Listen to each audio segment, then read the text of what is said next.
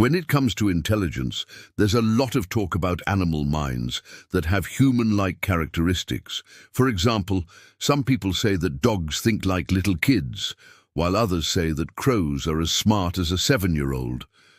But what if I told you there was an animal out there whose mind works in a way that humans can't even imagine, an alien mind that's been hiding among us all along? You probably know this animal. It's an octopus. While they might seem cute with their big eyes and tentacles, they're actually super weird. They have 3 hearts, blue blood, and no bones. And they also have something else that's really weird: decentralized intelligence. If you ask most people what the smartest animal is, they'll probably say a human. Humans are good at solving problems, using tools, and coming up with new ideas. But intelligence isn't always about being better than other animals. It's more about being good at surviving in different environments. Let me introduce you to another creature that's really good at surviving: the slime mold. It's not very complex, but it can do some pretty amazing things. Like it can solve mazes, find food, and even work together to move bigger objects. But how does it do this if it's just a blob? Well, it turns out that slime molds aren't actually one cell. They're made up of many cells that work together as a team. They communicate by sending out chemical signals, and they are able to move by changing the shape of their blob. It's like a group of friends working together to achieve a common goal. Now, let's look at the octopus. They're much more complex than slime molds, but they share one important thing in common: decentralization. In the slime mold, the control isn't in one part of the blob. Instead, it's spread out among all the cells. And in the octopus, the control is spread out among all the neurons in its body. Human brains are centralized. All our thoughts and actions are controlled by the brain. If the brain gets damaged, we might not be able to move or even stay alive. But octopuses can lose parts of their brains and nervous systems, and they can still survive. This makes them super resilient. But why do octopuses have decentralized intelligence?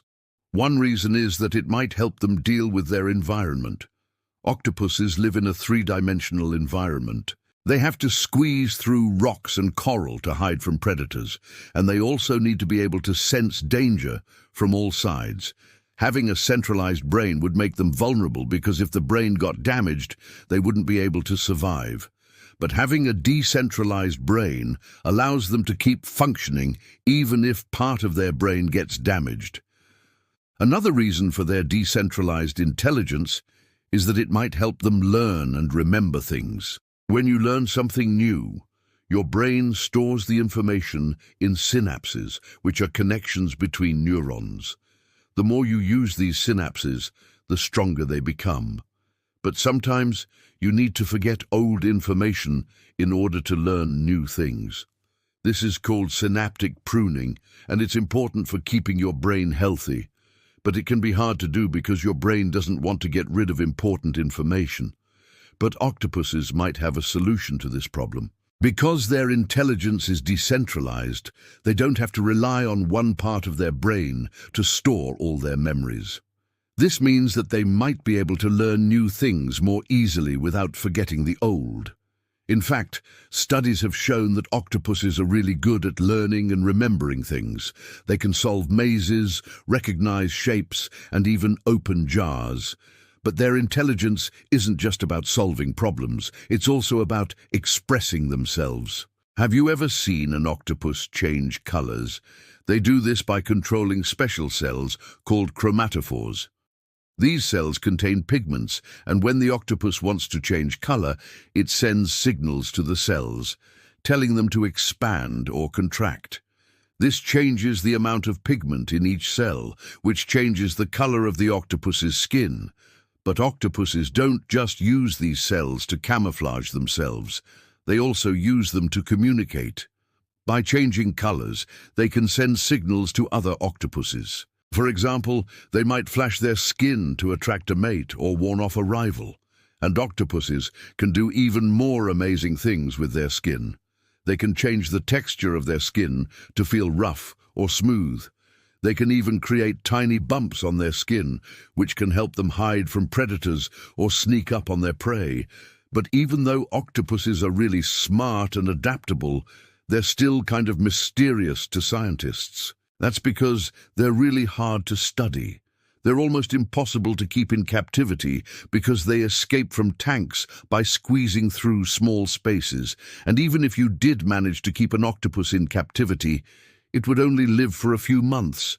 So studying them in the wild is really the only option. But there's another problem. Octopuses are really good at hiding. They can squeeze into small cracks and crevices where researchers can't reach them. And even if you did find an octopus, it would only last for a few minutes because they're so smart that they can figure out how to escape from traps. So studying octopuses has been really challenging, but researchers are finally starting to learn more about them. One of the things they've learned is that octopuses have really good memories. They can remember the location of their favorite hiding spots for months. They can also remember the faces of their caretakers, and they can even recognize themselves in the mirror. But maybe the most amazing thing about octopus intelligence is their ability to adapt. Octopuses can change the way they behave depending on their environment. For example, in one study, researchers found that octopuses that lived in groups were more aggressive and territorial than octopuses that lived alone. This is probably because they had to compete for resources like food and space. But octopuses aren't just smart. They're also creative. They're known for being great escape artists. They can open jars, unscrew lids, and even navigate mazes. Some people even say that octopuses are psychopaths because they're so smart and manipulative. They can trick their prey and their predators. They're even known for stealing food. Now, you might be wondering why any of this matters. After all, we're not going to be sharing the world with octopuses anytime soon.